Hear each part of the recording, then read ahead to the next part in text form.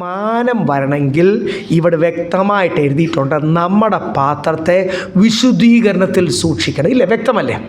നമ്മളെ ലോകം മാനിക്കണമെങ്കിൽ, നമ്മളെ കർത്താവ് മാനിക്കണമെങ്കിൽ, ഇതെൻ്റെ പ്രിയപുത്രൻ, ഇതെൻ്റെ പ്രിയപുത്രി, ഇവളിൽ ഞാൻ പ്രസാദിച്ചിരിക്കുന്നു എന്ന് ദൈവം അംഗീകരിക്കണമെങ്കിൽ പോലും, ദൈവം അംഗീകരിച്ചാലേ ലോകം അംഗീകരിക്കത്തുള്ളൂ. ഇല്ലേ? ദൈവം നമ്മുടെ ഉള്ളിൽ. അപ്പം വിശുദ്ധീകരണത്തിനായിട്ട് നിങ്ങളുടെ പാത്രത്തെ ഒന്ന് സമർപ്പിക്കണം. ഈ പാത്രം എന്നൊക്കെ പറഞ്ഞപ്പോൾ ഞാൻ പല കാര്യങ്ങൾ ചിന്തിച്ചു പോയി. നമ്മളൊക്കെ കുക്ക് ചെയ്യുന്നവരാണ്. ആദ്യമൊക്കെ കുക്കിംഗ് ചെയ്യുന്ന സഹോദരന്മാർക്കും ഒക്കെ പറ്റും. ഈ ശരിക്ക് ക്ലീൻ ചെയ്യാതെ പാല് തിളപ്പിക്കാൻ പോയാൽ എന്ത് സംഭവിക്കും? പാല് ചൂടും, അപ്പം പിരിഞ്ഞു, ഇല്ലേ? അതിൻ്റെ അകത്ത് എവിടെയോ ഒരു നേരത്തെ ഉപയോഗിച്ച കറിയുടെ, അതുകൊണ്ടാണ് പാൽപാത്രം വേറെ വെക്കുന്നത്. ഇപ്പോഴത്തെ ആൾക്കാർക്ക് അത് അറിയാമോ എന്തോ, പാലിന് കാച്ചാൻ പാത്രം വേറെ വെക്കുന്നതിൻ്റെ കാരണം, അല്ലെങ്കിൽ ആ സ്ക്രബ്ബറിൻ്റെ അകത്തൊരു കറിൻ്റെ ഒരു ഭാഗം, ഒരു അരപ്പിൻ്റെ ഭാഗം ഇരുന്ന് അതും വെച്ച് പാൽപാത്രം കഴുകാൻ പോയി കഴിഞ്ഞാൽ ഇപ്പോഴത്തേക്കൊന്നും അത്ര നല്ല പാലല്ലാത്തതുകൊണ്ടാണ്. ശരിക്കും പശുവിൻ്റെ പാലാണെങ്കിൽ എന്തു ചെയ്യും? ഉടനെ ഓൺ ദ സ്പോട്ട് ചൂട് കൂടുമ്പോഴത്തേക്ക് അത് കരിമെന്തോ ഒരല്പം പുളിപ്പ് അവിടെ എവിടെയോ ഇരിപ്പുണ്ടായിരുന്നു. അതുപോലാണ് വിശുദ്ധീകരണമല്ലാതെ ഒരല്പം അശുദ്ധി ഇരുന്നാൽ കർത്താവിൻ്റെ സാന്നിധ്യം വിട്ടുപോകും. മാനത്തിൻ്റെ പകരം പിന്നെ എന്തായി തീരും? മാനത്തിൻ്റെ ഓപ്പോസിറ്റ് എന്തുവാ? അപമാനം. താഴോട്ടൊന്ന് വായിച്ച്, താഴോട്ട് നമ്മൾ അതിൻ്റെ ദൈവം നമ്മളെ വിളിച്ചത് എന്തിനാണ്? അശുദ്ധിക്കല്ല, വിശുദ്ധീകരണത്തിനാണ്. ഈ കാര്യങ്ങളൊക്കെ പണ്ട് അവിടെ സഭയിൽ നടന്ന പല കാര്യങ്ങളും, സഭയിൽ സാത്താൻ ശ്രമിക്കുന്ന പല കാര്യങ്ങളും, അവിടെ നിന്നുള്ള റിപ്പോർട്ടും പരിശുദ്ധാത്മാവിൽ അത് മനസ്സിലാക്കി അവർക്കൊരു എഴുത്തായിട്ട് എഴുതുക. ബൈബിളിൻ്റെ അകത്ത് എഴുതിയിരിക്കുന്ന ഇതേ മെത്തേഡാണ് എല്ലാവരെയും ക്ഷീണിപ്പിക്കാൻ ഉപയോഗിക്കുന്നത്. അതുകൊണ്ട് നിങ്ങളുടെ പാത്രം വിശുദ്ധിക്കും മാനത്തിനായിട്ട് ഉപയോഗിക്കണം. 4-ാമത്തെ വാക്യത്തിൽ പറഞ്ഞിട്ട് 7-ാമത്തെ വാക്യത്തിൽ പറയുക, ദൈവം നമ്മളെ വിളിച്ചിരിക്കുന്നത് എന്തിനാണ്? വിശുദ്ധീകരണത്തിനാണ്, അശുദ്ധിക്കല്ല. നമ്മൾ മേളിൽ വായിക്കുമ്പോൾ അവിടെ തൊട്ട് ഒറ്റ കാര്യമാണ് കർത്താവ് വീണ്ടും വായിക്കുന്നത്. നമുക്ക് കഴിഞ്ഞ ആഴ്ച റോമാലേഖനമൊക്കെ വായിച്ചില്ല, 8-ാം അധ്യായത്തിൽ ജഡത്തിൻ്റെ സ്വഭാവം എന്തുവാണ്? മരണം. അവിടെ ഇംഗ്ലീഷ് എഴുതിയേക്കുന്ന കാർണൽ മൈൻഡഡ് എന്നാണ്. ആ ഒരു ലോകമനുഷ്യരെല്ലാം ചിന്തിക്കുന്ന പോലുള്ളൊരു, നമ്മുടെ ബുദ്ധി ഉപയോഗിച്ചുള്ള ഒരു മനസ്സാണ് നമ്മുടെ എങ്കിൽ അത് പിന്നെ ആത്മീയ മരണത്തിലേക്ക് നമ്മളെ പതുക്കെ. പക്ഷേ ആത്മീയ കാർണൽ മൈൻഡഡിൻ്റെ ഓപ്പോസിറ്റ് എന്തോ? Spiritual mindedness. ഒരു ആത്മീയ സ്വഭാവമുള്ളവർ, അവർക്കാണ് ജീവനും സമാധാനവും ഒക്കെ കിട്ടുന്നത്. റോമാലേഖനം 8-ാം അധ്യായം മുഴുവനും അതാണ്. പരിശുദ്ധാത്മാവിൽ മാത്രമേ പണി നടക്കത്തുള്ളൂ. ലോക മനസ്സും ഒരു ആത്മീയ മനസ്സും അവിടെ എല്ലായിടത്തും വിശുദ്ധീകരണത്തിനായിട്ട്. വീണ്ടും കർത്താവിയുടെ 7-ാമത്തെ വാക്യത്തിൽ ഓർപ്പിക്കുക, ദൈവം നിങ്ങളെ വിളിച്ചിരിക്കുന്നത് തന്നെ എന്തിനാണ് എന്ന് വെച്ചാൽ ലോകത്ത് എല്ലാ മനുഷ്യർ ജീവിക്കുന്ന പോലെ ജീവിക്കാനല്ല. അതുകൊണ്ട് നമ്മുടെ കുഞ്ഞുങ്ങൾ വല്ലതും പറയുന്നുണ്ട്, അവർ അവിടെ ചെയ്യുന്ന എന്താ ക്രിസ്മസ് സെലിബ്രേറ്റ് ചെയ്യുന്ന കണ്ടില്ലേ, അവർ അങ്ങനെ ചെയ്യുന്ന കണ്ടില്ലേ, ഇവർ മറ്റുള്ള ഫംഗ്ഷൻ എല്ലാ കാര്യത്തിനും പോകുന്ന കണ്ടില്ലേ. അപ്പോൾ നമ്മൾ എന്ത് പറയണം? എന്ത് നമ്മൾ കുഞ്ഞുങ്ങളോട് പറയണം? ഈ വാക്യം പറഞ്ഞു കൊടുക്കണം. ദൈവം നമ്മളെ വിളിച്ചിരിക്കുന്നത് എന്തിനാണ്? വേർപാട് പാലിക്കേണ്ടടുത്തെല്ലാം എന്തിനാണ്? വേർപാട് പാലിക്കുവാൻ. Praise Lord. കാര്യം നമ്മുടെ വചനം അനുവദിക്കുന്ന കാര്യങ്ങൾക്ക് മാത്രമേ നമുക്ക് ചെല്ലുവാൻ, ഇടപെടുവാൻ കഴിയത്തുള്ളൂ. ഇതൊരു സീസണൊക്കെയാണ്. പക്ഷെങ്കിൽ ആരും ആ പേരൊന്നും പറഞ്ഞ ആരെയും വിഷയമില്ലേ. ഇത് ക്രൈസ്റ്റുമായിട്ടൊന്ന് കഴിഞ്ഞ ദിവസം ഒരു സഹോദരൻ പറഞ്ഞു, ഇത് ക്രൈസ്റ്റിൻ്റെ അതിൻ്റെ തൊണ്ടല്ലോ ക്രിസ്മസിന്. അന്നോ ഇതിൻ്റെ പഴയ പേര് റോമൻ അല്ലെങ്കിൽ ആ ഉത്സവമായിരുന്ന സമയത്ത് ഈ ഡിസംബർ 25 ഇതിൻ്റെ പേര് എക്സ്മസ് എന്നായിരുന്നു. അതുകൊണ്ടാണ് ഇപ്പോഴും വെളിയിലൊക്കെ യൂറോപ്പിലൊക്കെ XMAS എഴുതുന്നത്, എക്സ്മസ് എന്നായിരുന്നു. അതിൻ്റെ ഉത്സവം വേറെയാണ്, അതിൻ്റെ പേര് വേറെയാണ്. നിങ്ങൾ തപ്പിയാൽ മതി, അത് ആരുമായിട്ട് ബന്ധപ്പെട്ടിരിക്കുന്നതാണ്. ഇത് റോമൻ സൂര്യദേവൻ മിത്ര, കോൺസ്റ്റന്റൈൻ പോളിൻ്റെ ഒക്കെ എപ്പോഴും എല്ലാ റോമൻ കോയിൻ്റെയും ഒരു സൈഡ് ഈ ഇങ്ങനെ കാണിക്കുന്ന സൂര്യദേവൻ്റെ പടമായിരുന്നു ഉണ്ടായിരുന്നത്. അപ്പം മിത്രയുടെ ബർത്ത്ഡേ ആണിത്, ക്രിസ്തുവിൻ്റെ അല്ല. നമുക്ക് വ്യക്തമായിട്ട് ആരെങ്കിലും സംശയം ചോദിച്ചാൽ നമുക്ക് വ്യക്തമായിട്ട് അറിയാം. ഒരു മഞ്ഞ് കാലത്തും ഇവിടെ ഇന്ന് രാവിലെ എഴുന്നേറ്റപ്പം രക്ഷയുണ്ടായിരുന്നോ? എന്തൊരു തണുപ്പായിരുന്നു. മൂന്നാറിൽ -1 ഉം 2 ഒക്കെ വന്നത് ഇന്നലത്തെ ന്യൂസിൽ. മഞ്ഞ് പെയ്തെന്ന് ശരിക്കും അക്ഷരീകമായിട്ട് ഈ വർഷം ഭയങ്കര കൂടുതലായിരുന്നു. ഈ ഇക്വേറ്ററിൻ്റെ അടുത്ത് കിടക്കുന്ന, മധ്യധരണിയുടെ അടുത്ത് കിടക്കുന്ന ഈ മരുഭൂമിയാകേണ്ട ഈ കേരളത്തിൽ ഇത്രയും തണുപ്പാണെങ്കിൽ യൂറോപ്പിൻ്റെ അടുത്ത് കിടക്കുന്ന ഇസ്രയേലിൽ ശരിക്കും മഞ്ഞാന്ന്. അറബ് നാട്ടിൽ പോലും ഈ സമയത്ത് മഞ്ഞ. അപ്പം എല്ലാവർക്കും അറിയാം, ശരിക്കും അക്ഷരികമായിട്ട് ആലും പഴവും മഞ്ഞും ഒക്കെ മരുഭൂമിയായ സൗദിയിൽ പോലും വീഴുന്ന ഒരു സീസണിൽ അതിൻ്റെയൊക്കെ മേളിൽ കിടക്കുന്ന യൂറോപ്പിനോട് ചേർന്ന് കിടക്കുന്ന ഇസ്രയേലിൽ കൊടും മഞ്ഞാണ്. ഒരു മഞ്ഞുകാലത്തും ഒരു രാജാവും പറയത്തില്ല സെൻസസിന് വേണ്ടി അവനവൻ്റെ ഗ്രാമത്തിൽ പോകണം. പക്ഷേ ഈ ഒരു കാലം ഏതായിരുന്നു? പ്രസവിച്ചത് റോട്ടിലാണ് ദൈവമക്കളെ. അപ്പം അവിടെ നല്ല ഉചിതമായിട്ട് റോട്ടിൽ കൊണ്ട് കിടത്തിയതാണ് കാലിത്തൊഴുത്തിൽ. നിങ്ങൾക്കെല്ലാം അറിയാവുന്ന കാര്യങ്ങൾ എന്നോട് പറയുന്ന ഇത്ര വ്യക്തമായി പറഞ്ഞ ആരെങ്കിലും സംശയം ചോദിക്കും ഈ സമയത്തൊക്കെ എന്തുകൊണ്ടാണ് നിങ്ങൾ ക്രിസ്മസ് സെലിബ്രേറ്റ് ചെയ്യാൻ. അപ്പോൾ ഡിസംബറുമായിട്ടോ ജാനുവരിയുമായിട്ടോ ഫെബ്രുവരിയുമായിട്ട് പോലും ബന്ധമില്ല, നവംബറുമായിട്ട് ഒന്നും ബന്ധമില്ല കർത്താവിൻ്റെ ജന്മദിവസം. കർത്താവ് ജനിച്ചത് ഏതെങ്കിലും മെയ് ജൂൺ ജൂലൈ അല്ലെങ്കിൽ അവിടെ ഒരു നല്ല യാത്ര ചെയ്യാൻ പറ്റിയ ഇസ്രായേലിലെ നല്ലൊരു കാലാവസ്ഥ ഏതാണ് നിങ്ങൾ ഗൂഗിൾ സെർച്ച് ചെയ്യുക. ആ മാസങ്ങളിലായിരിക്കും ദിവസം അറിഞ്ഞുകൊണ്ട് കർത്താവ് മെൻഷൻ ചെയ്തിട്ടില്ല, തിരുവചനത്തിനകത്ത് എഴുതിയിട്ടുള്ള കാര്യം ഇതൊരു ഉത്സവമാക്കും എന്ന് അറിഞ്ഞുകൊണ്ട്. അപ്പം നമ്മൾ ഈ പെട്ടെന്ന് ശ്രീകൃഷ്ണ ജയന്തി മാറ്റിയിട്ട് അങ്ങനെ പേര് കേൾക്കുമ്പോൾ തന്നെ നമുക്കൊരു ഒരു അലർജി. കാരണം എന്തുവാ, അന്യദേവൻ്റെ പേര് എരിവ. ആ പേര് പെട്ടെന്ന് നമ്മുടെ അടുത്ത തലമുറ അതങ്ങോട്ട് മാറ്റിയിട്ട് പത്രോസിൻ്റെയോ പൗലോസിൻ്റെയോ ക്രിസ്തുവിൻ്റെയോ യോസഫിൻ്റെയോ മേരിയുടെയോ ഒക്കെ ജന്മദിവസമൊക്കെ ആഘോഷിക്കാൻ തുടങ്ങിയാൽ എങ്ങനെ ഇരിക്കും? അതാ സംഭവിച്ചു. ഈ ഇവിടുത്തെ ഈ ദൈവങ്ങളെക്കാളൊക്കെ ഹൊറിബിളായിട്ട് വർഷങ്ങളായിട്ട് ആൾക്കാരെ കബളിപ്പിച്ചുകൊണ്ടിരിക്കുന്ന ഒരു സൂര്യദേവൻ. ഭാരതവും എല്ലാവരും സൂര്യനെ നോക്കി ധ്യാനിച്ച് അവർക്കങ്ങ് പവർ കൂടുന്ന ഇന്ത്യൻ സന്യാസികളൊക്കെ പറഞ്ഞു. അതിന് കന്യാകുമാരി പോയി അങ്ങോട്ടങ്ങ് ഇരിക്കും. അവിടെയാണ് ഏറ്റവും കൂടുതൽ നമുക്ക് ഈ സൗത്ത് ഇന്ത്യയിൽ സൂര്യനെ ഡയറക്റ്റായിട്ട് കിട്ടുന്നത്. നമ്മൾ ഞാനൊക്കെ പോയി കണ്ടിട്ടുണ്ട് ചെറിയ പ്രായത്തിലൊക്കെ. അപ്പം അവിടെ ചെല്ലുമ്പോൾ ആ പാറകമലയിലെല്ലാം അതിരാവിലെ 4 മണി തൊട്ട് ഇങ്ങനെ അവരിങ്ങനെ നോക്കിയായിരിക്കുന്നത്. അവരെ കണ്ണൊന്നും അടിച്ചു പോകുന്നത്. അവർ പറഞ്ഞ ശക്തി കിട്ടുന്നു എന്നാണ് പറയുന്നത്. അപ്പോൾ സൂര്യനെ ധ്യാനിച്ച് പിശാചിൻ്റെ കയ്യിൽ നിന്ന് ശക്തി കിട്ടുന്ന ഒരു സിസ്റ്റം ഇന്ത്യയിലും ഉണ്ട്, മറ്റുള്ള റോമിലും ഉണ്ട്. അങ്ങനെ ഉള്ളപ്പോൾ അതും നമ്മൾ അറിയാതെ ഹാപ്പി ക്രിസ്മസ് ഒക്കെ ഞാൻ പേര് അറിയാൻ വേണ്ടി പറയുന്നത്. നിങ്ങൾക്ക് പറഞ്ഞു പോകുമ്പോൾ മഹത്വം പോകുന്നത് ക്രിസ്തുവിനല്ല, ഈ ശ്രീകൃഷ്ണനെ പോലെ ആ റോമിലെ സൂര്യദേവനാണ്, മിത്രായ്ക്കാണ് മഹത്വം പോകുന്നത്. നമ്മുടെ അറിവിന് വേണ്ടിയാണ്. വേർപാട് പാലിക്കുവാണ് എന്ത് ചെയ്യണം? വേർപാട് പോലെ ആരെങ്കിലും നിങ്ങളെ വിഷ് ചെയ്താൽ നിങ്ങൾക്ക് തിരിച്ച് താങ്ക് യു പറയാം. ഇനി ക്രിസ്ത്യാനികളാണെങ്കിൽ പറയാം, എല്ലാവർക്കും അറിയാമല്ലോ. നിങ്ങളൊന്ന് ഗൂഗിൾ സെർച്ച് ചെയ്യേ ഈ ക്രിസ്മസ് 25 എന്തുവാണ്. ഇപ്പം വരും the birthday of sun goddess, ക്ലിയറായിട്ട് വരും. ഗൂഗിൾ സെർച്ച് വിക്കിപീഡിയയിൽ തന്നെ കിടപ്പുണ്ട്. ഇപ്പം ഗൂഗിൾ സെർച്ച് ഒക്കെ ഉള്ളതുകൊണ്ട് ഇനി വലിയ മാക്മില്യൻ എൻസൈക്ലോപീഡിയ ഒന്നും എടുക്കേണ്ട ആവശ്യമില്ല. ഒന്ന് ഗൂഗിൾ സെർച്ച് ചെയ്താൽ മതി, നിങ്ങൾക്ക് കാര്യം കിട്ടും. അവിടുന്ന് യേശുവിൻ്റെ ബർത്ത്ഡേ ഇതാണെന്ന് എവിടെയെങ്കിലും എഴുതിയിട്ടുണ്ടോ? എവിടെയെങ്കിലും കത്തോലിക്ക സഭ അംഗീകരിച്ചു, പിന്നെ മറ്റുള്ള സഭ അംഗീകരിച്ചെന്നല്ലാതെ അവരുടെ വർഷങ്ങൾക്ക് മുമ്പേ ഉള്ള ഇതിൻ്റെ അകത്ത് യേശുവിൻ്റെ ഫോട്ടോയും അവരങ്ങ് അംഗീകരിച്ചു, ഒരു ആർട്ടിസ്റ്റ് വരച്ചത് ഡേറ്റും അങ്ങ് അംഗീകരിച്ചെന്നല്ലാതെ വേറെ ഒരു തെളിവും എങ്ങും ഇല്ലല്ലോ. അതുകൊണ്ടാണ് ഞങ്ങൾ അതിൽ നിന്ന് വിട്ടു നിൽക്കുന്നതെന്ന് പറയുവാൻ കൃപ നിങ്ങൾക്കെല്ലാം തരട്ടെ. സീസണൽ കാര്യങ്ങളും പ്രോഗ്രാംസും അതൊക്കെ നമുക്ക് മനസ്സിലാകാം. പക്ഷേ നമ്മുടെ വായിൽ നിന്ന് ആ പേര് പറഞ്ഞ് ആരെയും വിഷ് ചെയ്യേണ്ട. സ്തോത്രം. വേർപാട് പാലിക്കേണ്ടടുത്ത് പാലിച്ചാൽ മാത്രമേ ആരുള്ളിൽ വസിക്കത്തുള്ളൂ. അന്യദേവന് മഹത്വം കൊടുത്തിട്ട് പിന്നെ വന്ന് യേശുവേ എന്ന് വിളിച്ചു കഴിഞ്ഞാൽ പരിശുദ്ധാത്മാവ് പ്രവർത്തിക്കത്തില്ല. അതൊക്കെ ഇന്നത്തെ കാലത്ത് പറഞ്ഞ ഇതൊക്കെ പഴഞ്ചൻ അപ്പച്ചൻസ് തിയോളജിയാണെന്നൊക്കെ പറയും ആൾക്കാർ. കാര്യം ഇന്ന് ദൈവമക്കളും ദൈവദാസന്മാരും എല്ലാം മാറ്റി ഇപ്പോൾ സഭകളിലൊക്കെ ഭയങ്കര സെലിബ്രേഷനാണ്. സഭകളിൽ വരെയും ഒരാളെ സാന്റക്ലോസ് ആയിട്ടൊക്കെ ഒരുക്കി ഇത് യോഗം കഴിഞ്ഞിട്ട് പിന്നെ മീറ്റിങ്സൊക്കെ നടക്കുന്ന സ്റ്റേറ്റ്സിലും യൂറോപ്പിലുള്ള സഭകൾ വരെയാണ് ഇപ്പോൾ ഈ സീസണിൽ നടന്നുകൊണ്ടിരിക്കുന്നത്. സഭകൾ ഡ്രമ്മ് കൊട്ടി. കഴിഞ്ഞ ദിവസം തൊട്ട് ഇവിടെ ഇരിപ്പുണ്ട് ഒരു നമ്മുടെ പഴയ ബ്രാസ് ഫുൾ പിച്ചിളയിലുള്ള നല്ല ബിഗ് സൈസ്, ഇത് ഫുൾ സൈസ് ഡ്രം എന്ന് പറയും. ഫുൾ സൈസ് ഡ്രം ഇവിടെ ഇരിപ്പുണ്ട്. വർഷങ്ങളായിട്ട് ഞങ്ങൾ ഉപയോഗിച്ചു കൊടുക്കുന്ന ഡ്രമ്മ. ഒരു കാക്കനാടി ഒരു സഭ, എനിക്കറിയാവുന്ന ഒരു സഹോദരനാണ്, ചെറുപ്പക്കാരൻ എന്നോട് ചോദിച്ചു, പാസ്റ്ററെ ഞാനവിടെ വന്നപ്പോൾ ഉണ്ട് ആ ഡ്രം അവിടെ പണ്ട് തൊട്ട് പുള്ളിക്ക് ഞങ്ങളെ പണ്ട് തൊട്ട് അറിയാം. എൻ്റെ കയ്യിൽ ഡ്രം ഉണ്ടെന്ന് അറിയാം. പാസ്റ്ററെ ആ ഡ്രം ഒന്ന് തരാമോ? ഞാൻ ചോദിച്ചു എന്തിനാണ്? അവിടുത്തെ യൂത്ത് ടീമാണ് എന്നോട് ഞാൻ ചോദിച്ചത്. എന്തിനാണെന്നറിയാം, ഞങ്ങൾക്ക് ഈ ഓരോ വീട്ടിൽ പോയിട്ട് സാന്റക്ലോസും ഒക്കെ വെച്ചിട്ട് ഓരോ വീട്ടിൽ പോയിട്ട് ഞങ്ങൾക്ക് ഇങ്ങനെ കാശ് വാങ്ങിക്കാനല്ല, അപ്പോൾ ഞങ്ങൾക്ക് ചെല്ലുമ്പോൾ ഞങ്ങൾക്ക് എന്തെങ്കിലുമൊക്കെ കർത്താവിനെ പറ്റി പറയാൻ പറ്റുമല്ലോ. അപ്പം കരോളിന് പോകാൻ ഈ ഡ്രം തരാമോ എന്ന് ചോദിച്ചു. ഞാനത് പറഞ്ഞ് കാര്യങ്ങൾ സ്നേഹത്തോട് പറഞ്ഞ് മനസ്സിലാക്കി. ഡ്രമ്മൊന്നും ആർക്കും കൊടുത്തില്ല. ഞാൻ പറഞ്ഞു ഇവിടെയുള്ള ഇത് ചില വർഷങ്ങൾക്ക് മുമ്പേ, ഞാൻ ഒരു 5-6 വർഷം മുമ്പേ എന്നോട് ആ ഡ്രം ചോദിച്ചത്. ഇവിടെയുള്ള എറണാകുളത്തുള്ള പെന്തിക്കോസ് സഭകൾ പോലും കരോളിന് വരെ ഇറങ്ങുന്നു എന്ന് അപ്പോഴാണ് ഞാൻ മനസ്സിലാക്കിയത്. നമുക്ക് വേർപാട് പാലിക്കുവാൻ ദൈവം നമ്മളെ സഹായിക്കട്ടെ. സ്തോത്രം. അപ്പം ഇവിടെ വളരെ വ്യക്തമായിട്ടാണ് 7ാമത്തെ വാക്യത്തിൽ ഇതിൻ്റെ കാരണം എന്നാ, നമ്മൾ ആരെ പോലാകുന്നത്? ദൈവത്തെ പോലെ. പുതിയ നിയമത്തിൽ എഴുതിയിരിക്കുന്നു, according to the image of the son of God, ദൈവപുത്രൻ്റെ സ്വരൂപത്തിൽ, ദൈവത്തെ പോലെ. നമ്മളെ പണിയുന്ന ആരെ പോലെ? ആരുടെ കൂടെ നമ്മൾ നിത്യമായിട്ട് വസിക്കേണ്ടത്? ഭാര്യയുടെ കൂടല്ല, ഭർത്താവിൻ്റെ കൂടല്ല, മക്കളുടെ കൂടല്ല, എൻ്റെ കുടുംബത്തോടു കൂടിയല്ല.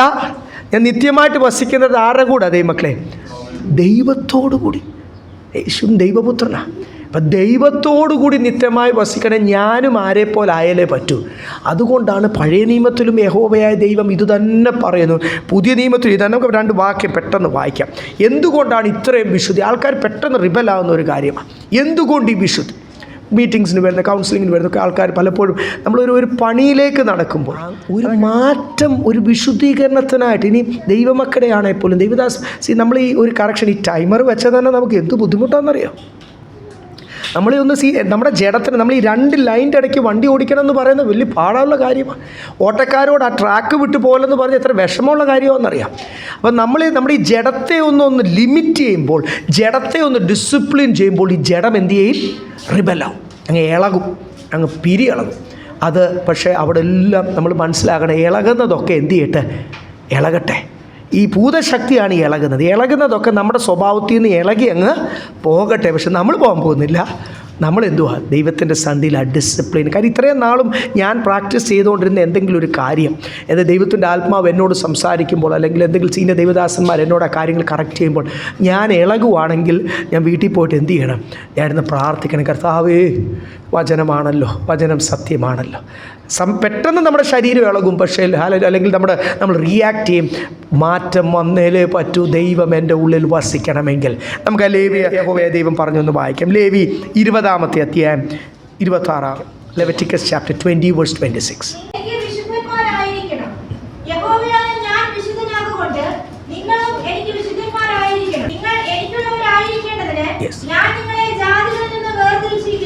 2 പ്രാവശ്യമാണ് കർത്താവിൻ്റെ എന്തോ മറുപടി റിപ്പീറ്റ് ചെയ്യുന്നതിനാ. നിങ്ങൾ ആരായി തീരണം? വിശുദ്ധന്മാരായി തീരണം. കാരണം എന്നാ? നിങ്ങൾ എനിക്കുള്ള വര, ഞാൻ വിശുദ്ധനാ. അതുകൊണ്ട് നിങ്ങളും എന്തായി തീരണം? വിശുദ്ധരായി തീരണം. നമ്മുടെ കുഞ്ഞുങ്ങൾ സ്കൂളിലൊക്കെ ചെന്നിട്ട് എന്തെങ്കിലുമൊക്കെ ആദ്യം ഈ മോശമായ വാക്കുകളൊക്കെ ഇവർ പഠിക്കുന്ന എവിടുന്നാ?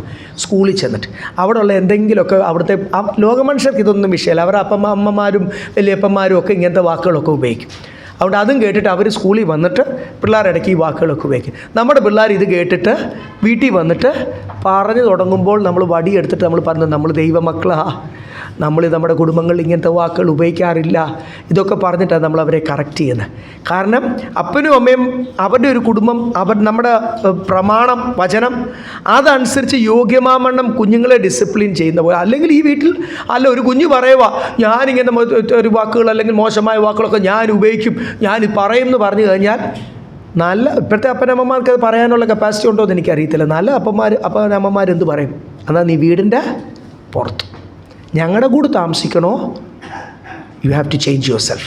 ഈ വീട്ടിൽ താമസിക്കുവാൻ, ഈ കുടുംബത്തിന്, നമ്മുടെ വിശ്വാസത്തിന്, നമ്മുടെ പ്രമാണത്തിന്, നമ്മുടെ വിളിക്ക് യോഗ്യമാവണ്ണം ആയിട്ട്. ഞാൻ ഒരു എക്സാമ്പിൾ പറഞ്ഞു പോകുന്നു എന്ന് മാത്രമേ ഉള്ളൂ. സാധാരണ പേരൻസൊക്കെ പെട്ടെന്ന് നമുക്ക് മനസ്സിലാകാവുന്ന ഒരു എക്സാമ്പിളാണ്. കുഞ്ഞുങ്ങൾ ഓരോന്ന് സ്കൂളിൽ നിന്ന് പഠിച്ചിട്ട് ഇവിടെ വരുമ്പോൾ നമ്മൾ പറയുന്ന ഒരു കാര്യമല്ലേ, കർത്താവ് പറയുന്നത് എന്തോ? വിശുദ്ധനായ, പരിശുദ്ധനായ, വലിയവനായ, the holy of the holies. വെളിപ്പാട് പുസ്തകം പറയുന്ന പോലെ ആ കർത്താവ് പറയുക, ഞാൻ വിശുദ്ധനാണ്. നിങ്ങളെ വിളിച്ചിരിക്കുന്നത് എൻ്റെ കൂടെ താമസിക്കാനായിട്ടാണ്. നിങ്ങളെ വിളിച്ചിരിക്കുന്നത് എൻ്റെ മക്കളായിട്ടാണ്.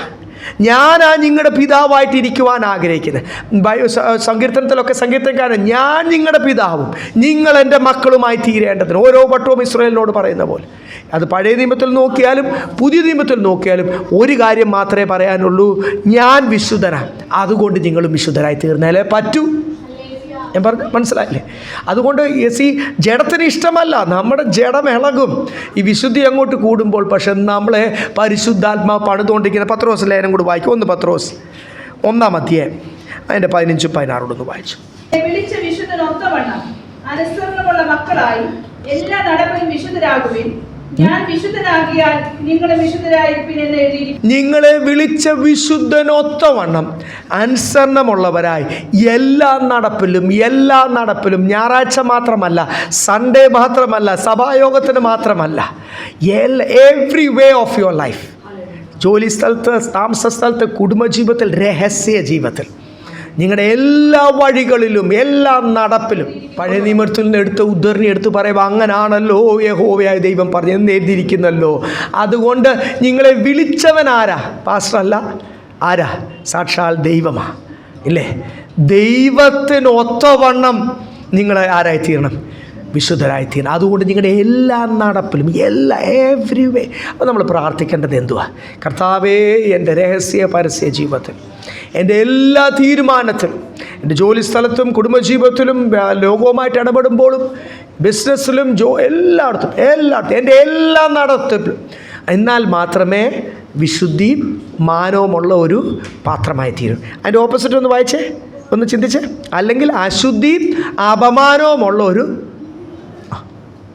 ചാർട്ടങ്ങ് എഴുതി പഠിച്ചു. വിശുദ്ധിയും മാനവുമുള്ള പാത്രം. അല്ലെങ്കിൽ സാത്താൻ ആരാക്കി തീർക്കും നമ്മളെ? അശുദ്ധിയും അപമാനവുമുള്ള. ദൈവദാസന്മാരെ അങ്ങനെ ആക്കി തീർക്കുന്നു, ദൈവമക്കളെ അങ്ങനെ ആക്കി തീർക്കുന്നു. അനേക പഴയ ദൈവമക്കളെ, പണ്ട് നല്ലപോലെ വില കൊടുത്തു വന്ന ദൈവമക്കളെ അങ്ങനെ ആക്കി തീർക്കുന്ന ഒരു കാലഘട്ടത്തിലാണ് ഞാനും നിങ്ങളും ആയിരിക്കുന്ന. അശുദ്ധി വരാൻ വളരെ എളുപ്പമാണ്. 6ാമത്തെ വാക്യം കൂടെ ഒന്നുകൂടി വായിച്ചത്. എന്തുകൊണ്ട് ഈ സഭയ്ക്കകത്ത് ചിലർ ഈ പാപവുമായിട്ട് വന്നിട്ട് ഇത് മറ്റുള്ളവരെ ബാധിക്കുന്നു? ഈ കാര്യത്തിൽ ആരും അതിക്രമിക്കുകയും സഹോദരനെ ചതിക്കുകയും അരുത്. ഞങ്ങൾ നിങ്ങളോട് മുമ്പേ പറഞ്ഞതുപോലെ ഈ വകയ്ക്കൊക്കെയും പ്രതികാരം ചെയ്യുന്നവൻ കർത്താവല്ലോ. നമ്മെ അശുദ്ധിക്കല്ല വിശുദ്ധീകരണത്തിനത്രേ വിളിച്ചത്. നിങ്ങളായിട്ട് പ്രതികാരം ചെയ്യണ്ട. ഈ പാപവുമായിട്ട് വന്നിരുന്ന് ഭയങ്കര പ്രശ്നം. ഇത് വൈറസ് പോലെ. ഇത് വന്ന് ഒരു രഹസ്യ പാപവുമായിട്ട് ഒരു സഹോദരൻ വന്നിരിക്കുക. അത് ദൈവദാസനും അറിഞ്ഞിട്ടും മറച്ചു വെക്കുക. അതങ്ങനെ അങ്ങ് തുടരുക. അവിടെ ഒരു പണി നടക്കാതെ ആ രഹസ്യ പാപം, ഇവിടുത്തെ രഹസ്യ പാപം എന്തുവാന്ന് വളരെ വ്യക്തമായിട്ട് എഴുതിയാണ്, ദുർനടപ്പാ. ആ രഹസ്യ പാപം അങ്ങ് വീണ്ടും കണ്ടിന്യൂ ചെയ്യുക. പുള്ളി ചിലപ്പോൾ സഭയിൽ സ്പോൺസർ ചെയ്യുന്ന ആളായിരിക്കും. പുള്ളി ചിലപ്പം ഒത്തിരി ഉപകാരങ്ങൾ പണ്ട് ചെയ്തുള്ള ആളായിരിക്കും. ദൈവദാസനും ഒരു തീരുമാനമെടുക്കാൻ അങ്ങനെ ഒരിക്കലും ആകാൻ പാടില്ല ഒരു ദൈവദാസനും. ഇവിടെ എന്തോ കൊണ്ടോ, കൊരിന്ത്യ സഭയിലും അതല്ലേ നമ്മൾ കാണുന്നത്, സ്വന്തം അപ്പൻ്റെ ഭാര്യയെ വെച്ചുകൊണ്ടിരിക്കുന്നവനും സഭയിലെ ബിഗ് ഷോട്ടാണ്. അവനെ ആദ്യം എന്ത് ചെയ്യാനാണ് അപ്പോസ്തലൻ പറഞ്ഞ്? പുറത്ത് കളയാൻ. കാര്യം അവൻ്റെ ആ കറക്ഷൻ്റെയും ഇതിൻ്റെയൊക്കെ സമയം കഴിഞ്ഞു. അല്ലെങ്കിൽ സാധാരണ വചനം പറഞ്ഞാൽ നിങ്ങൾ 2 മൂപ്പന്മാർ ചെന്ന് ആദ്യം കറക്റ്റ് ചെയ്യുക. അതിന് ഉൾക്കൊണ്ടില്ലെങ്കിൽ പിന്നെയും അവനോട് ചെന്ന് അങ്ങനെ 2-3 വട്ടം പറഞ്ഞിട്ട് ഒന്നും പിന്നെ സഹകരിച്ച് മാറ്റം വന്നില്ലെങ്കിൽ അവനെ പുറത്ത് കളയാനാണ് എഴുതിയിരിക്കുന്നത്. പക്ഷേ ഇവിടെ കൊരിന്ത്യ ലേഖനത്തിൽ ആ വ്യക്തിയെപ്പറ്റി എന്നിട്ടാണ് പറയുന്നത്, അല്പം പുളിപ്പ് പിണ്ടത്തെ മുഴുവൻ എന്ത് ചെയ്യും? പുളിപ്പിക്കും. അപ്പം അല്പം പാപം, അല്പം മോഡേണിസം, അല്പം നമ്മുടെ സ്റ്റൈലിങ്സ് ഒക്കെ ഒന്ന് മാറിയാൽ, നമ്മളെല്ലാം മിണ്ടാതിരുന്ന് കഴിഞ്ഞാൽ ഇതങ്ങോട്ട് കൂടി ഞെട്ടിപ്പോവും. നമ്മൾ ഓരോ കാര്യങ്ങളൊക്കെ നമ്മൾ വരുമ്പോൾ ഞെട്ടിപ്പോവും. ഒരു ദൈവദാസൻ എറണാകുളത്തുള്ള ഒരു പ്രായമുള്ള ഒരു സുവിശേഷകൻ, ഇപ്പോഴും പരസ്യ ടീമൊക്കെ ഉണ്ട്, പെരുമ്പാവൂർ ദേശത്തുള്ള പുള്ളി പോകുന്ന ഇവിടുത്തെ ഒരു വലിയൊരു ടൗൺ ചർച്ചിലാണ്. പുള്ളി ഞങ്ങളോട്, ഞാൻ ഒരു 2-3 വർഷത്തോളം അല്ലപ്ര ദേശത്ത് ബൈബിൾ ക്ലാസ് എടുക്കുന്നുണ്ടായിരുന്നു, കോവിൻ്റെ തൊട്ട് മുമ്പ് വരെ. അപ്പോൾ അവിടെ വരുന്ന ഒരു നല്ല ദൈവദാസനാണ്. പുള്ളി എന്നോട് പറഞ്ഞൊരു കാര്യമാണ്. ഞാൻ പറഞ്ഞു, ഇപ്പോഴും ആ സഭയിലാണോ പോകുന്നത്? പുള്ളി എന്നോട് വലിയ ആഴത്തിലുള്ള വചനമൊക്കെ ഡിസ്കസ് ചെയ്യും. പുള്ളി ആ സഭ നിമിത്തം സ്നാനപ്പെട്ട് അവരുടെ കുടുംബമൊക്കെ, അതുകൊണ്ടായിരിക്കും ആ ഒരു സ്നേഹം കൊണ്ട് പോകുന്നത്. പക്ഷേ പുള്ളി എന്നോട് പറഞ്ഞൊരു കാര്യം, ഞങ്ങളുടെ സഭയിൽ മേക്കപ്പ് റൂമുണ്ട് സഹോദരിമാർക്ക്. ഇടയ്ക്കിടയ്ക്ക് പോയി സഹോദരിമാർ പോയി ഒന്നുകൂടെ ഒന്ന് ചുമപ്പിച്ചിട്ട് വരും, ഒന്ന് റൂഷൊക്കെ ഒന്ന് അടിച്ചിട്ട് വരും. ഇടയ്ക്കിടയ്ക്ക് പോയി ഒന്നുകൂടെ ഒന്ന് മുടിയൊക്കെ ഒന്ന് സ്റ്റൈലി ആയിട്ട് വരും. ഏതാണ്ടൊക്കെ അവിടെ ഉണ്ട്. അത് എന്നിട്ട് ഡ്രസ്സിങ്, അത് ആകെപ്പാട് പുള്ളി ഉപയോഗിച്ച ഭാഷ വേറൊരു സഹോദരനും അത് നേരത്തെ ഉപയോഗിച്ചു. വേറൊരു സഹോദരൻ എന്നോട് പറഞ്ഞത്, അവിടെ നമ്മൾ പോയി സാധാരണ വിശ്വാസികളൊക്കെ ഇച്ചിരി പുറമോട്ടല്ല അങ്ങനെയൊക്കെ പുറകെ പോയിരുന്നു കഴിഞ്ഞാൽ മുമ്പോട്ട് ഈ സഹോദരിമാരൊക്കെ നിൽക്കുന്നത് കാണാമല്ലോ.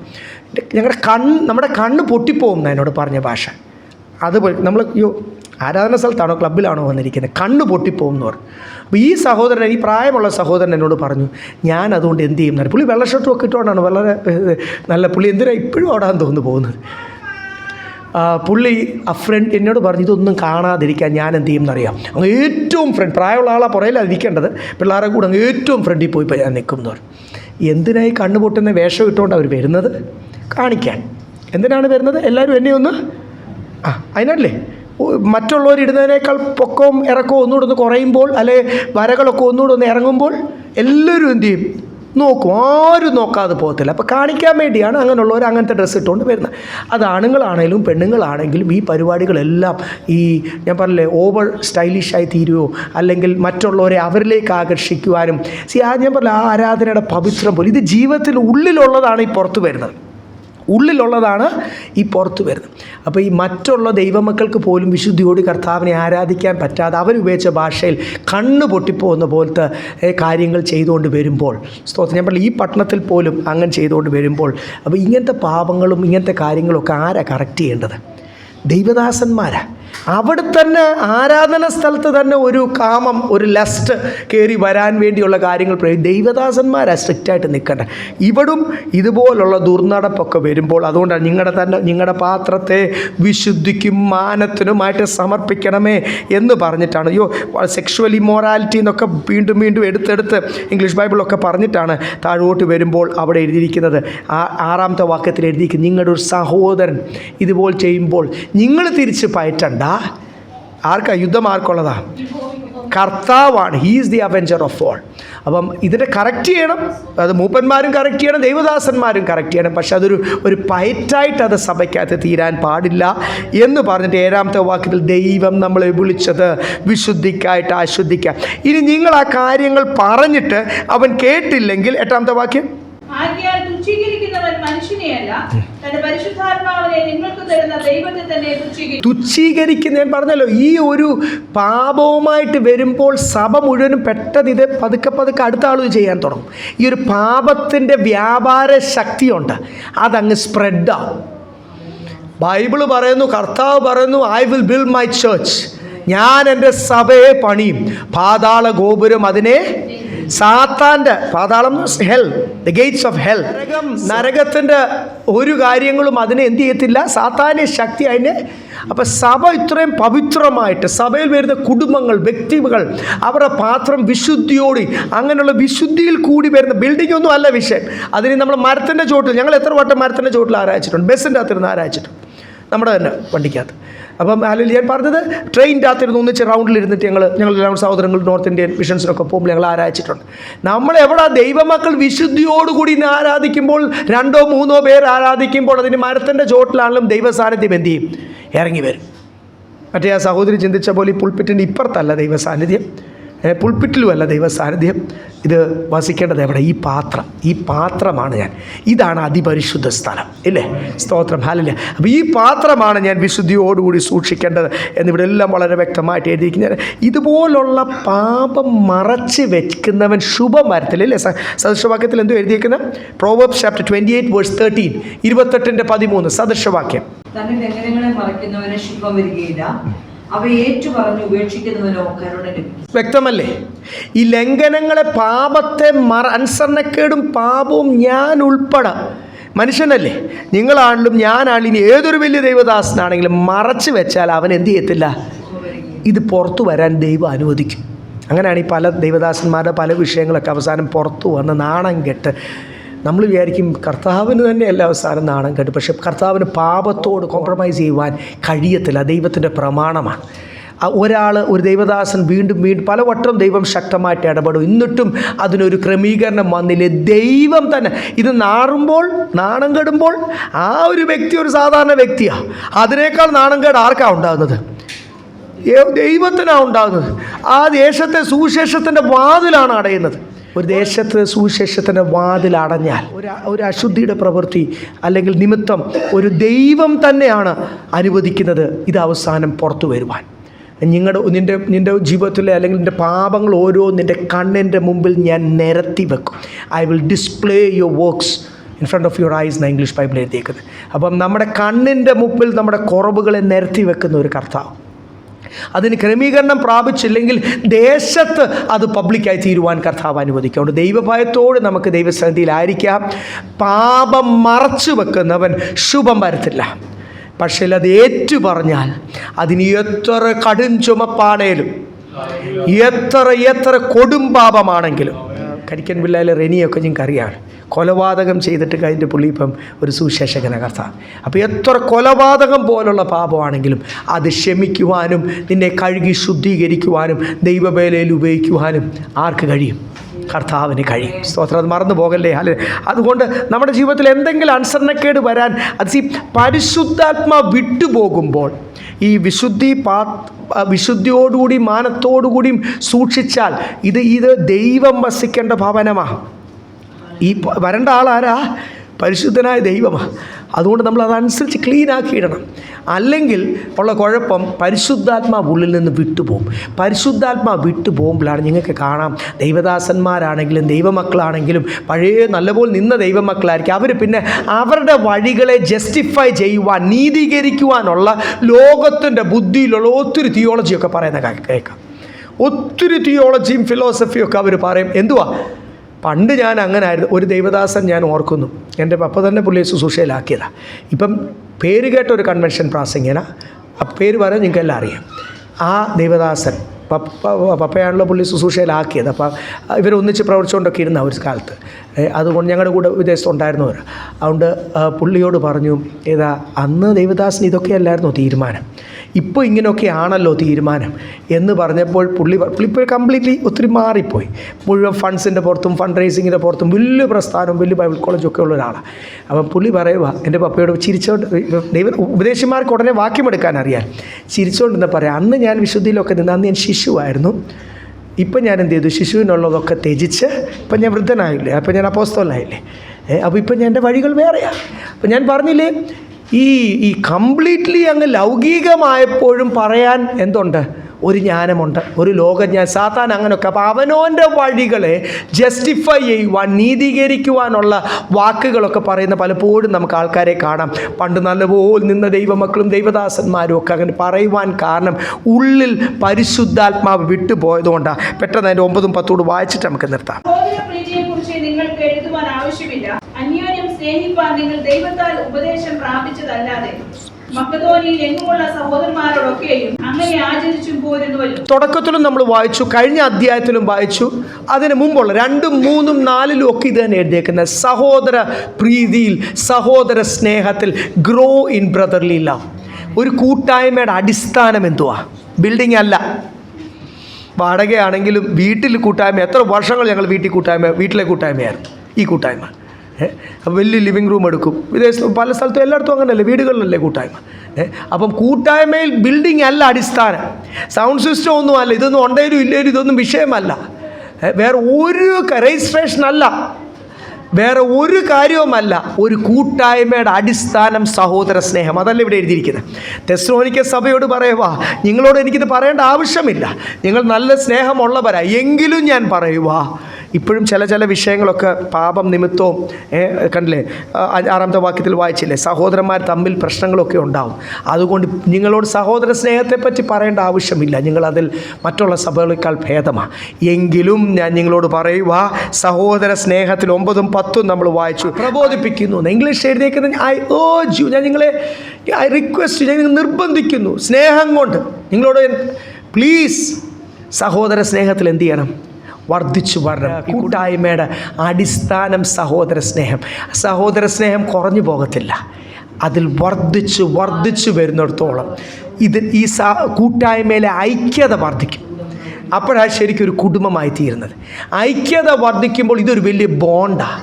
ഇതിൻ്റെ ഇടയ്ക്ക് പിന്നെ സാത്താൻ്റെ ഒരു വിത്തുകളും എന്ത് ചെയ്യത്തില്ല, കിളിക്കത്തില്ല. സാത്താൻ ഒരു പദ്ധതിയും. അതുകൊണ്ട് സഹോദര സ്നേഹത്തിൽ വർദ്ധിച്ചു വരുന്നൊരു എത്ര പാടുള്ള കാര്യമെന്നറിയാം. വലിയ കൂട്ടായ്മകളൊന്നും ചെന്ന് ഇത് പറഞ്ഞു കഴിഞ്ഞാൽ നടക്കത്തില്ല കാര്യം. ഓൾറെഡി അവിടെ ഗ്രൂപ്പുകളായി. ആ ഗ്രൂപ്പുകളായിട്ട് തന്നെ തുടരും. അവർ പിന്നെ ഒരു ഗ്രൂപ്പ് അങ്ങ് അടർന്നു പോകും എന്നല്ലാതെ. പക്ഷേ കൃപയാൽ ഇവിടെ ആരെങ്കിലും ഇറച്ചി ഉണ്ടാക്കുന്ന ആൾ പോകും എന്നല്ലാതെ കൃപയാൽ കൂട്ടായ്മ സ്നേഹത്തോട് തന്നെ എന്ത് ചെയ്യുന്നു, മുൻപോട്ട് പോകുന്നത് വലിയൊരു ഭാഗ്യമാണ് കേട്ടോ. അത് ഒത്തിരി എണ്ണം വർദ്ധിക്കുമ്പോൾ ചിലപ്പോൾ ഇങ്ങനെ ആകുമ്പോൾ പറ്റുമോ എന്ന് എനിക്കറിയത്തില്ല. അതുകൊണ്ട് കർത്താവ് കൊണ്ടിരുന്നവർ വരട്ടെ, സഹോദര സ്നേഹത്തിൽ വർദ്ധിച്ചു വരണം. സഹോദര പ്രീതി, സഹോദര സ്നേഹം, അതിനകത്തൊരു സെൽഫിഷ്നെസ് ഇല്ല. സഹോദരനെ ഭയങ്കരമായിട്ട് സ്നേഹിക്കും, അതിൽ വർദ്ധിച്ചു വരണമെന്ന് പറയുമ്പോൾ ഓട്ടോമാറ്റിക്കായിട്ട് ഒരു മനുഷ്യന് 2 കാര്യം ഒന്നിച്ച് ചെയ്യുവാൻ, ആത്മാർത്ഥതയോട് ചെയ്യുവാൻ പറ്റത്തില്ല. എന്നെയും എൻ്റെ കുടുംബത്തെയും ഞാൻ ഭയങ്കരമായിട്ട് സ്നേഹിക്കുന്നെങ്കിൽ സഹോദരനെയും സഹോദരൻ്റെ കുടുംബത്തെയും എനിക്ക് സ്നേഹിക്കുവാൻ പറ്റത്തില്ല. അപ്പോൾ എവിടെ ഒന്ന് ഡിക്രീസ് ആകുമ്പോഴാണ് ഇവിടെ ഒന്ന് ഇൻക്രീസ് ആകേണ്ടത്. ഈ രണ്ടും കൂടി പറ്റുമോ? പറ്റത്തില്ലെന്നേ, പറ്റത്തില്ല. അത് ആത്മാർത്ഥയോട് ചെയ്യാൻ പറ്റത്തില്ല.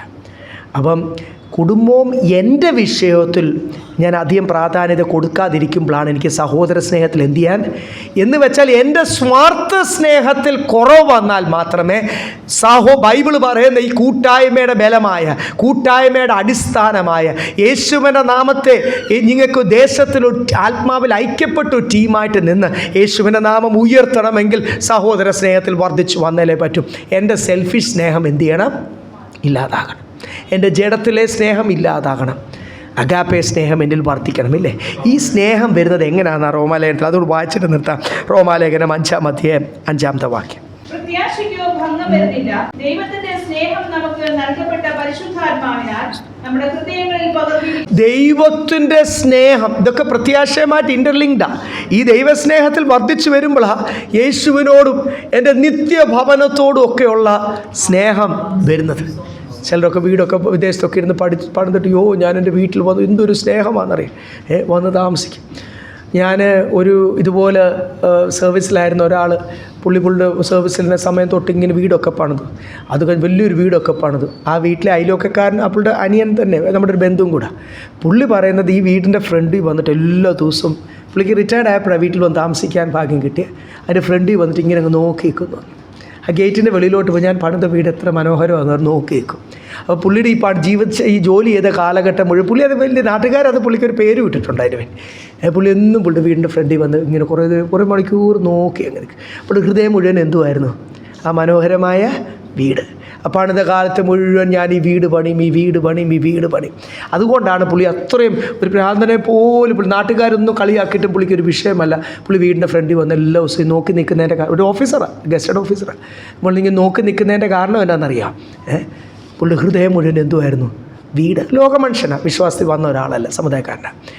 അതുപോലെ നമുക്ക് നമ്മുടെ സ്വർഗീയ ഭവനവും യേശുവിൻ്റെ മണവാട്ടിയായിട്ടുള്ള താമസമാ നമ്മുടെ ഹൃദയത്തിലെങ്കിൽ ഇവിടുത്തെ സെൽഫിഷ് സ്നേഹം കുറഞ്ഞേലേ പറ്റും. ആ സ്നേഹവും ഞാൻ പറഞ്ഞില്ല, അത് പ്രത്യാശയാണ്. അതുകൊണ്ട് ഇവിടെ പ്രത്യാശയ്ക്ക് ഭംഗം വരുത്തില്ല. എപ്പോഴും സഹോദര സ്നേഹത്തിൽ വർധനമുണ്ടാകും. ഈ സ്നേഹം നിങ്ങളുടെ ഹൃദയത്തിൽ Lord has put this love through the Holy Spirit എന്ന് എഴുതിയിരിക്കുന്നത്. പരിശുദ്ധാത്മാവിനാലാണ് ഈ സ്നേഹം നിങ്ങളുടെ ഉള്ളിൽ. അപ്പോൾ ഈ സെൽഫിഷ് സ്നേഹം കൂടി വരുമ്പോൾ എൻ്റെ വിഷയം, എൻ്റെ കുടുംബം, എൻ്റെ കാര്യങ്ങൾ, എൻ്റെ മക്കൾ, എൻ്റെ ഭാവി അതെല്ലാം ധന്യമായി തീരണം എന്ന് ഇത് എപ്പോഴെങ്കിലും ജാതികളെപ്പോലെ എന്നിലോ നിങ്ങളിൽ, ഇത് എന്നിൽ വരാം, നിങ്ങളിൽ വരാം. ഞാൻ ആത്മീയമായിട്ട് ക്ഷീണിച്ചാൽ ഇത് എന്നിൽ വരും, വന്നിരിക്കും. എൻ്റെ എക്സാമ്പിൾ അങ്ങ് പറഞ്ഞാൽ കുഴപ്പമില്ലല്ലോ. അതുപോലെ തന്നെ നിങ്ങളിലും വരും. പരിശുദ്ധാത്മാവിൻ്റെ അളവ് കുറഞ്ഞു പോകുമ്പോഴാണ് ഈ അഗാപ്പെ സ്നേഹത്തിൽ കുറവ് വരുന്നത്. ഈ അഗാപ്പെ സ്നേഹം എന്ന് ഞാൻ പറയുമ്പോൾ മനസ്സിലായല്ലോ, മറ്റുള്ളവരെ ശുശ്രൂഷിക്കാനുള്ള സ്നേഹം, മറ്റുള്ളവരുടെ അപ്ലിഫ്റ്റ്മെൻറ്റിന് വേണ്ടിയുള്ള പ്രവർത്തനം, അവരെ ഉദ്ധരിക്കുവാൻ വേണ്ടിയുള്ള പ്രവർത്തനം, അത് വരുന്നത് എപ്പോഴാണ്? പരിശുദ്ധാത്മാവിൻ്റെ അളവ് ഉള്ളിൽ. എൻ്റെ കാര്യം അത് പിന്നീട് സമയം ഉണ്ടെങ്കിൽ ചെയ്യാമേ, അതല്ലേ കർത്താവ് ചെയ്തോളും. മറ്റുള്ളവർ ഒരു ബന്ധനത്തിലിരിക്കും, ഒരു പ്രയാസത്തിലിരിക്കുന്നവരെ കാണുമ്പോൾ അവരെ ആ ബന്ധനത്തിൽ നിന്ന് വിടിപ്പിക്കുവാനുള്ള ആ അഗാപ്പെ ഒന്നും തിരിച്ച് പ്രതീക്ഷിക്കാൻ ഒരു പേരുമില്ല, ഒരു ഗുണവുമില്ല. ജീവിതകാലം മുഴുവൻ ഇതിനെ ശുശ്രൂഷ എന്ന് പറയുന്നത്. നമ്മൾ ഈ ശുശ്രൂഷ ചെയ്യുമ്പോൾ ഇതിൻ്റെ പ്രതിഫലം ആര് തരും? കൊരിന്ത്യർ ലേഖനത്തിൽ പറഞ്ഞു, നിങ്ങൾ ചെയ്യുന്ന ശുശ്രൂഷയിൽ വർദ്ധിച്ചു വരുവീൻ, കാരണം ഇതിന് പ്രതിഫലം തരുന്നത് കർത്താവാണ്. നിങ്ങൾ ചെയ്യുന്ന ഒരു ശുശ്രൂഷയ്ക്കും പ്രതിഫലം കിട്ടാതെ പോകത്തില്ല എന്ന് ദൈവത്തിൻ്റെ പരിശുദ്ധാത്മാവ് വാഗ്ദത്തം ചെയ്യുന്നു, ഇല്ലേ?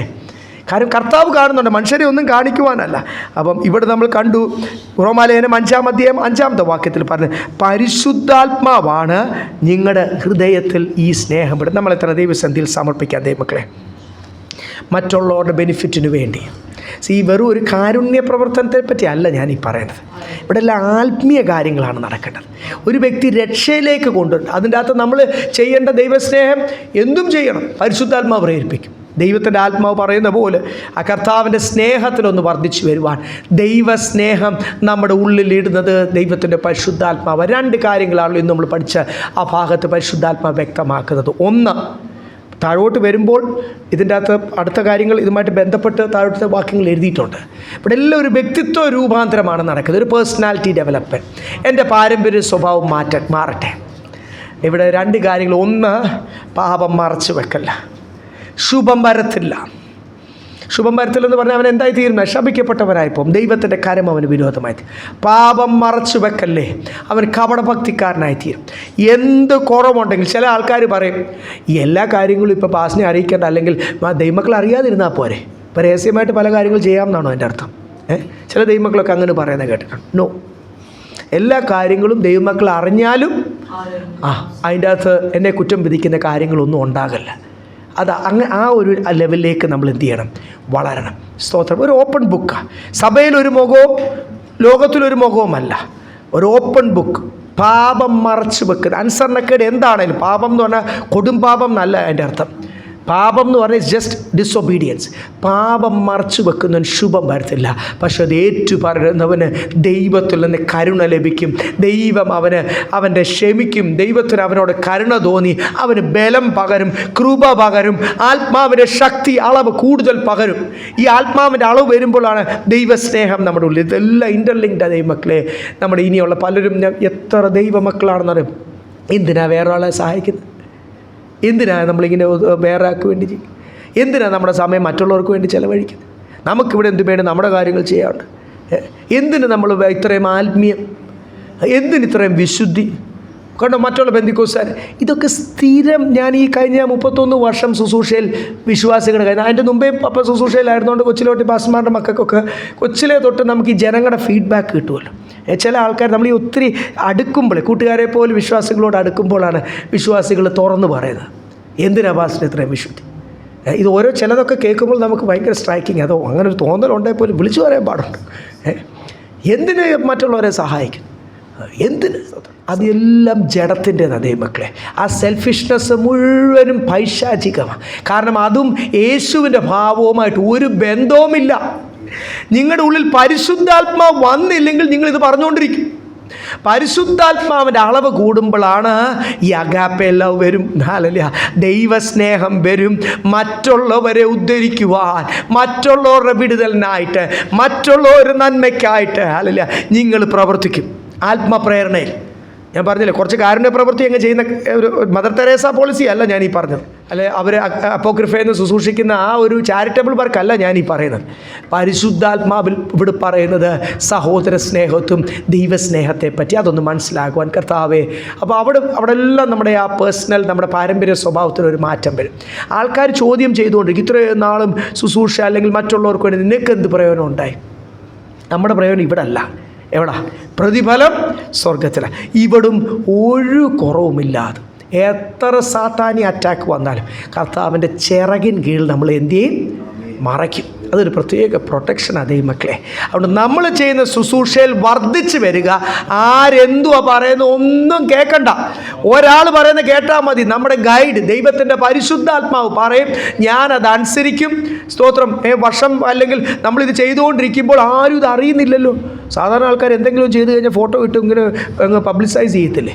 ഞാനിത് ചെയ്യുന്ന അറിഞ്ഞാൽ എനിക്ക് എൻ്റെ പ്രസ്ഥാനം വലുതാകുന്നില്ലല്ലോ, അല്ലെങ്കിൽ നമ്മുടെ സഭ വലുതാകുന്നില്ലല്ലോ, അല്ലെങ്കിൽ ഇത് ഭയങ്കരമായിട്ട് അറിയുന്നില്ലല്ലോ, കളക്ടറൊക്കെ വന്ന് ഇത് ഉദ്ഘാടനം ചെയ്യുന്നില്ലല്ലോ.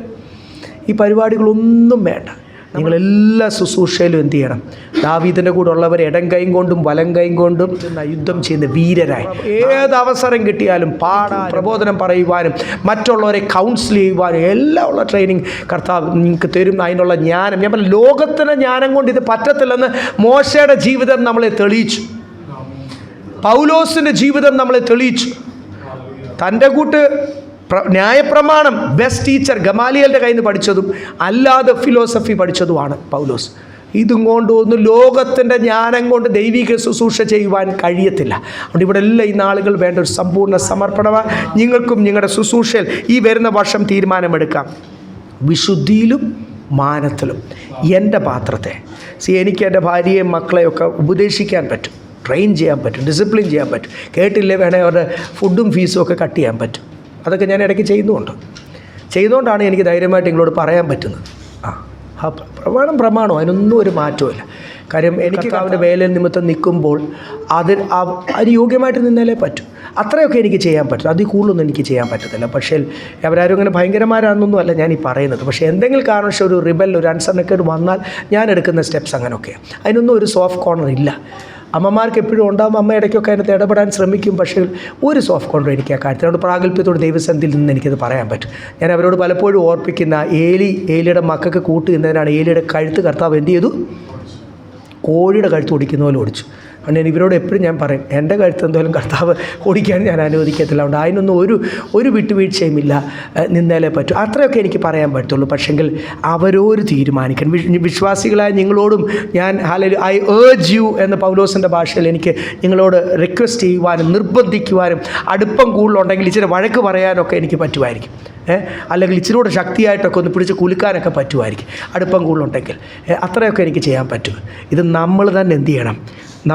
എൻ്റെ പാത്രത്തെ ഞാൻ വിശുദ്ധിയോടെ ദൈവത്തിൻ്റെ പരിശുദ്ധാത്മാവ് ഇടപെടുന്ന ഏരിയകളൊക്കെ പണി നടക്കട്ടെ, വിട്ടുകൊടുക്കുക കർത്താവ്. ഈ പഴുപ്പുകളൊക്കെ ഒന്ന് മാറ്റട്ടെ, അവിടെയൊക്കെ സൗഖ്യം വരട്ടെ. സ്തോത്രം. ക്ഷീണമുള്ള ഏരിയയിൽ വീണ്ടും വീണ്ടും റിപ്പീറ്റഡ് ആയിട്ട് വരുന്ന പാപ ഏരിയകൾ, ജഡമോഹങ്ങൾ എവിടെ ഉണ്ട്, ആ പഴുപ്പുകളൊക്കെ കർത്താവ് തന്നെ ഒന്ന് ക്ലീൻ ചെയ്യട്ടെ. ദൈവസന്നിധിയിൽ ജയിക്കാൻ പറ്റാത്ത ഏരിയകൾ, ജയാളികളായിട്ട് നിൽക്കുവാൻ കഴിയാത്ത, വേണ്ട പോലെ ധൈര്യവും ജ്ഞാനവും ഇല്ലെങ്കിൽ അവിടെ എല്ലാം ഒരു പണി. ഈ വർഷം വിശുദ്ധിയുടെ ഒരു വർഷമായി തീരട്ടെ. നമ്മുടെ ഇവിടുത്തെ എറണാകുളത്തെ സഭകളൊക്കെ പറയും എല്ലാ വർഷത്തിനും ഈ വർഷം ഐശ്വര്യത്തിൻ്റെ വർഷമായി തീരട്ടെ, നന്മയുടെ നമുക്ക് ബൈബിൾ ഭാഷയിൽ നമുക്ക് സംസാരിക്കാം. ഞാൻ വിശുദ്ധനായതുകൊണ്ട് നിങ്ങൾ വിശുദ്ധരാ. മറ്റുള്ള ലോക മനുഷ്യരുടെ മധ്യത്തിൽ എനിക്ക് വേണ്ടി വിശുദ്ധരായിട്ട് ജീവിക്കുവാനായിട്ടാണ് ഞാൻ നിങ്ങളെ തിരഞ്ഞെടുത്തത് എന്ന് ലേവി പുസ്തകത്തിലും പത്രോസ് ലേഖനത്തിലും എഴുതിയിരിക്കുന്നത്. എപ്പോഴും നമ്മുടെ ഉണ്ട് വിശുദ്ധി. വേറെ ഒന്നും കൂട്ടുകെട്ട് വേണ്ട, അതൊക്കെ ഇരുന്നോട്ടെ. കഴിയുന്നത്ര എല്ലാവരോടും സമാധാനം ആചരിപ്പിക്കും. പക്ഷേ എന്നെ വിളിച്ചിരിക്കുന്നത് എന്തിനാ? വിശുദ്ധിക്കായിട്ട്. അത് ആര് കളിയാക്കിയാലും അതിനകത്തൊരു വിഷയമില്ല. ഒറ്റയ്ക്കാണേലും ഒരു വിഷയമല്ല. മനുഷ്യനാ, അനുസരണക്കേടുകളൊക്കെ വരും. എല്ലാവരും കൂടെ മെജോറിറ്റിയുടെ കൂടെ ഒക്കെ നിന്നിരിക്കും. കർത്താവ് പരിശുദ്ധാത്മാവ് ഇടപെടുമെന്ന് ഉടനെ എന്ത് ചെയ്യണം? നെടുമ്പാട് വീണ് ദൈവസന്നിധിയിൽ കണ്ണുനീരോടുകൂടി ആ വിഷയത്തിനൊക്കെ ഒരു തീരുമാനമെടുക്കണം. ദൈവം നിങ്ങളെ അനുഗ്രഹിക്കും.